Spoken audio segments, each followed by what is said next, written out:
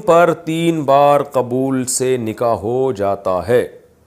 میری ایک کزن ہے، اس نے 2 سال پہلے ایک لڑکے سے فون پر بات کرتے ہوئے اس طرح بولا تھا کہ کیا آپ کو اتنے مہر میں مجھ سے نکاح قبول ہے؟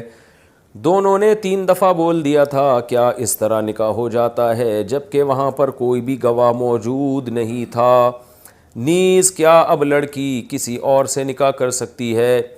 نہیں جی، یہ نکاح نہیں ہوا۔ ایسے فون پر ایجاب و قبول کرنے سے نکاح نہیں ہوتا۔ ایک پراپر طریقہ ہے فون پہ نکاح کا کہ ایک جگہ سے کسی کو وکیل بنایا جائے فون پر، وہ وکیل اس مجلس میں بیٹھا ہو جہاں نکاح ہو رہا ہے۔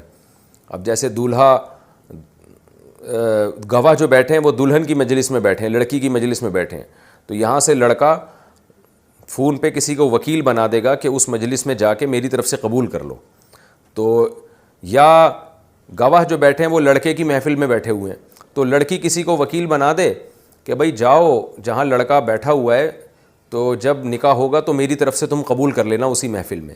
تو جس محفل میں ایجاب و قبول ہو رہا ہے اس محفل میں گواہوں کا ہونا ضروری ہے۔